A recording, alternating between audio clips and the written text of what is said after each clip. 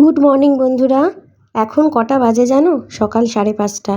একদম এইভাবে রেডি হয়ে গেছি। এখন যাচ্ছি মেদিনীপুরে। আসলে একটা অন্নপ্রাশনের নেমন্তন্ন আছে আমার বাপের বাড়িতে, যিনি সবসময় দেখাশোনা করেন আর কি, সবসময় থাকেন আমাদের বাড়িতে।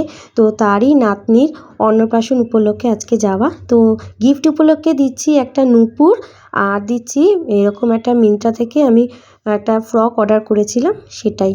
তো যাচ্ছি বলতে আমি যাচ্ছি এই দিক থেকে, এই বাড়ি থেকে, কারণ আমার মেয়ের এখন এক্সাম চলছে, তো ওই জন্য যেতে পারলো না ও। আর এদিকে আমার বাবা, দিদি, আর এদিকে আমার বোন আর বোনের বর, এই কজন মিলেই আমরা যাচ্ছি। তো এখন চলে এসেছি শেরি পাঞ্জাবে। প্রথমে ভেবেছিলাম কিছু খাবো না, কারণ আমার একটু ভমিটিংয়ের সমস্যা আছে, কিন্তু আমার বোন যে ওষুধটা দিয়েছিল সত্যি ভীষণই কাজ দিয়েছিল, যার ফলে এত খিদে পেয়েছিল আর বমি এতটুকু আমার হয়নি বা পাইওনি। তো এই জন্য এরকম সবাই খাওয়া দাওয়া করে একেবারে পৌঁছে গেছি এরকম মেদিনীপুরে। তো কী বলো তো, মানে একদম মানে ভীষণ ভালো লাগছিল, কিন্তু মনটা একটুখানি খারাপও লাগছিল, মেয়ের জন্য একটু খারাপ লাগছিল। যাই হয়, এই যে চলে এসেছি। আর দেখো না, ওদের এরকম গ্রামের ভেতর দিয়ে আমরা বড় গাড়ি নিয়ে গেছিলাম, তো সেটা ঢুকবে না, তো সেই জন্য একটা আবার গৌড়দা আবার ছোট গাড়ির একটা ব্যবস্থা করেছিল, যেই গাড়িতে করে বাবা আর দিদিভাই অন্য রাস্তা দিয়ে চলে গেল, কারণ ওরা এইরকম ধান ক্ষেতের উপর দিয়ে যেতে পারবে না বলে। আর আমরা এরকম তিনজন এরকম ধান ক্ষেতের উপর দিয়ে যাচ্ছি। এই ধান ক্ষেতের উপর দিয়ে যাওয়াটা ভিডিওতে তোমরা কতটা উপলব্ধি করতে পারবে জানি না, কারণ সত্যি কথা, আমরা তো এরকম শহরে থাকি, আমি এত উপলব্ধি করেছি, এত ভালো লেগেছে যে কি বলবো, যেটা ভিডিওতে মানে তোমরা দেখে ফিল করতে পারবে না। এখানে গৌড়দারও জমি আছে, তবে এইগুলো নয়। আর সামনের দিকে মানে বাড়ির সামনেটাই গৌড়দার জমি রয়েছে, সেটা আমি তোমাদেরকে পরে দেখাবো। তো বেশ এনজয় করেছি। যে শহরের মানুষরা কতটা যে এগুলো মিস করে সেটাই বোঝা যায়। আর এই অন্যান্য সময় ধান থাকে, তো ওরা ওরকমভাবেই যাতায়াত করে, অভ্যস্ত। কিন্তু এখন সবেমাত্র ধান কাটা হয়েছে বলে আমাদেরকে এখান দিয়েই গৌড়দা নিয়ে গেছিলো। মানে কত ব্যবস্থা করেছে, আমি শুধু অবাক হয়ে যাচ্ছি। আর আপ্যায়নের মানে কোনো রকম ত্রুটি হয়নি, সেটাই গৌড়দাকে আমি পরে বলছিলাম যে আমরাও হয়তো এতটা আপ্যায়ন হয়তো কাউকে করতে পারি না, যে ওরা এতটা আপ্যায়ন করেছে। এই যে গিয়ে পৌঁছেছি, গৌড়দা নিজের হাতে দেখো এরকমভাবে সাজিয়েছে দেয়াল টেয়াল, আর কি সুন্দর করে টাইলসের বাড়িটারি সব করে নিয়েছে। গ্রামের মধ্যে হলেও তুমি মানে বুঝতে পারবে না যে এটা গ্রামের বাড়ি, দেখো। আর এই যে আমাদের এখানে আমরা বসে মাটিতে বসে খেতে পারবো না বলে আমাদের এখন চেয়ার টেবিলে বসে খাওয়ার আলাদা রকম ব্যবস্থা করেছে। আর খুব কমজন, মানে গ্রামের খুব একটা লোকজন বলেনি, পরে বলবে ওরা, আমরা যাব বলে শুধু কয়েকজন লোককেই বলেছে আর কি। আর এই যে দেখো আপ্যায়ন শুরু হয়ে গেছে। প্রথমেই নিজেদের বাড়ির গাছের ডাব নিয়ে চলে এলো। আর প্রথমে আবার চা কফিও মানে বলছিল যে আমরা কি খাবো, চা কফি এসব খাবো, তা যেই শুনেছি গাছের ডাব, তো সেই জন্যে আমরা বললাম যে হ্যাঁ তাহলে ডাবই দাও। আর মানে এত সুন্দর ডাবটা, ঠান্ডা, মানে কি বলবো, মনে হচ্ছে না ফ্রিজের জল খাচ্ছি, আর এত মিষ্টি ছিল। আর এই যে যার উপলক্ষে আমরা এসেছি সেই হচ্ছে এই মেয়েটি। হ্যাঁ দেখো, আর এখানে এখন মানে প্রথমে তো অচেনা মুখ, একটু ভয় ভয় যেরকম পায়।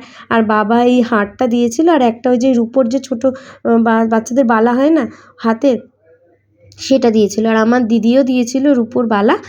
আর এরকম আমার বোন দিয়েছিল কানের একটা সোনার টপ দিয়েছে। আর আমি তো বললামই যেটা আমি নূপুর আর একটা ফ্রক দিয়েছি, ও দিদি একটা ফ্রক, গরম ফ্রকও দিয়েছে।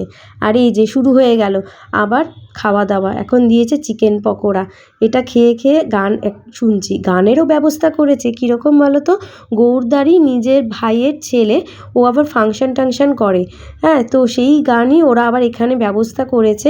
আমরা ঢোকার সাথে সাথেই জানো গান মানে গান শুরু হয়ে গেছে। প্রথমে ভেবেছিলাম যে টেপ রেকর্ডে গান চলছে, তারপর দেখলাম না, টেপ রেকর্ডে না।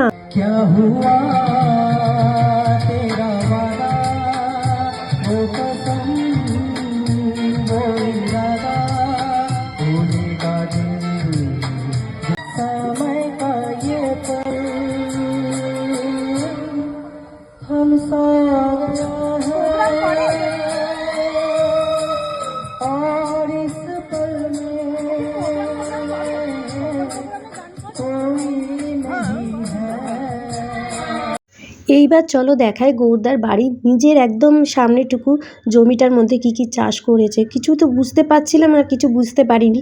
যেমন এইদিকে পুঁই গাছের মাচা করেছে, এখানে রয়েছে ফুলকপি, বেগুনের চাষ, আরও অনেক কিছু ফল উঠে গেছে, আবার কিছু বীজ বপন করেছে যেগুলো ছোট ছোট আছে বুঝতে পারিনি।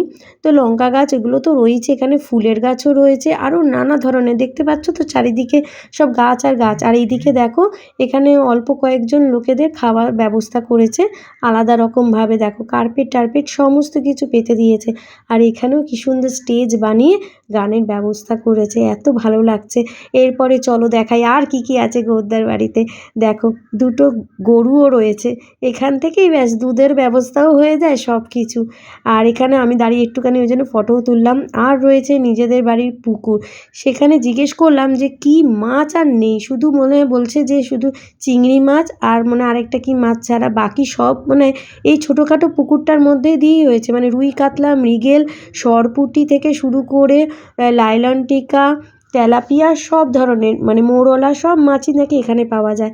আর এই দেখো এখান দিয়ে যেতে হয় ধান ক্ষেতের, এই একদম সামনে যে জমিটা দেখতে পাচ্ছ ধান ক্ষেতটা, এইটাই হচ্ছে গৌরদাদের বাড়ি জমি, ধান ক্ষেত আর কি। এখান থেকে ধান চাষ হয়।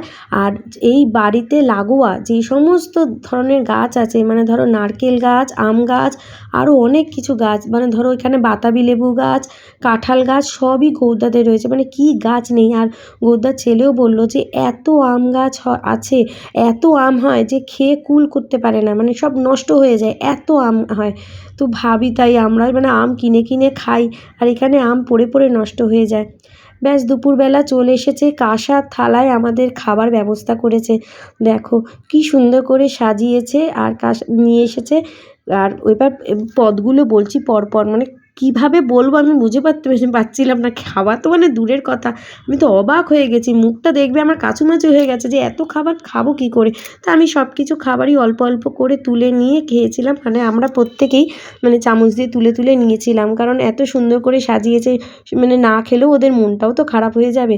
তো বলি কি কি খাবার দিয়েছিল।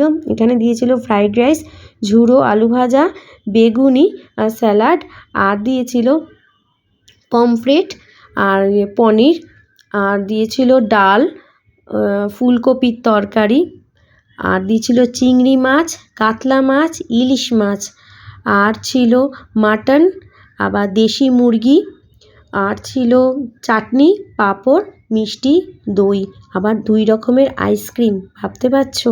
দেখো কোনটা বাদ দিয়েছি আমার নিজেরই মনে পড়ছে না। তবে হ্যাঁ, আমি কাতলা মাছটা খাইনি, ও পমফ্রেটও ছিল, বলতে ভুলে গেছি, পমফ্রেট মাছও ছিল। তো প্রথমেই কাতলা মাছটা আমি তুলে দিয়েছিলাম, কারণ ও খেতে পারবো না। আর বাকি সবই আমি একটু একটু করে সবই প্রায় টেস্ট করেছি। আবার দেখো না গৌরদা জানো, যেহেতু আমার মেয়ে আর আমার বর যায়নি, আবার ওদের জন্য খাবার দিয়ে দিয়েছে, ওইদিকে দিদিভাইদের বাড়িতেও খাবার দিয়ে দিয়েছে। এই যে গৌরদার বাড়ি ঠাকুর ঘরে চলে এসেছি। পরে জানতে পারলাম এই ঠাকুরগুলো সব কলকাতা থেকেই বানিয়ে কিনে নিয়ে গেছে ওরা। তো এবার চলো ছাদে, ছাদে গেছি। ছাদে এই দেখো সামনে মস্ত বড় জানো এই যে কুল গাছ, এটা কি কুল বলো তো? টোপা কুল, যেটা ফেব্রুয়ারি মাসে সরস্বতী পুজোর সময় লাগে, এখনও কাঁচা আছে, ফেব্রুয়ারি মাসের মধ্যেই পেকে যাবে। দেখতে পাচ্ছ এই কুলের আচারও গৌরদা আমাদের বানিয়ে আবার দিয়েছিল। কি বলবো বলো, গৌরদার বউ আর কি দিয়েছিল আমাদের। আর এই যে এখানে কত রকমের কারিপাতা গাছ আছে, গন্ধরাজ লেবুর গাছ আছে। আমাদের ছাদে তো কারিপাতা গাছ যেন বাড়তেই চায় না। এই দেখো নিচ থেকে কত অবধি কারিপাতা গাছ উঠেছে। ওইদিকে গন্ধরাজ লেবুও গাছের পাতাও দেখলাম একদম ছাদ থেকে দেখা যাচ্ছে। আর এইদিকে সমস্ত নারকেল গাছ, আম গাছ, কি গাছ নেই, আমি অত নামও হয়তো এত তাড়াতাড়ি ওরা বলেছে আর হয় না। সব সময় তো গৌরদা সময়ও পাচ্ছে না, চারিদিকে করছে। আর কি সুন্দর ব্যবস্থা, যা আমাদের কোনো রকম অসুবিধা হয়নি, মনে হয়নি যে অন্য কোথাও এত দূরে কোথাও ঘুরতে গেছি। খাওয়া দাওয়ার পরে আবার গৌরদা নিয়ে গেছিলো গ্রাম ঘোরাতে। এখানে দুর্গা মন্দিরে এসেছিলাম, অনেক পুরনো মন্দির এইটা, এখানে দুর্গা পুজো হয়। আবার রয়েছে কালী মন্দির, শিব মন্দির। গৌরদা নিজেও আমাদের সাথে সাথে ঘুরে ঘুরেও দেখছিল, কারণ গৌরদা বেশিরভাগ আমার বাপের বাড়িতেই থাকে, তো বেশি সময় এখানে নিজের দেশে আসতে পারে না আর কি। দেশের বাড়িতে যতটুকু সময় আসে ঘরের টুকটাক কাজ করে আবার আমাদের বাড়ির জন্য রওনা দিয়ে দেয় আর কি। তো সেই কারণে আমাদের সাথে এসছে, এসে বলছে কতদিন বাদে এখানে এলাম। তাহলে বোঝো নিজেদের বাড়িরই মানে জিনিসগুলো গৌরদা আমাদের সাথেই উপলব্ধি করলো। আশা করবো এই ভিডিওটা তোমাদের ভালো লাগলো। যদি ভালো লাগে অবশ্যই করে একটা লাইক করে দিও, পাশে থেকো, অবশ্যই করে একটু সাবস্ক্রাইব করে দিও। তাহলে দেখা হচ্ছে আবার নেক্সট ভিডিওতে অন্য কোনো দিনে। ভালো থেকো তোমরা সবাই।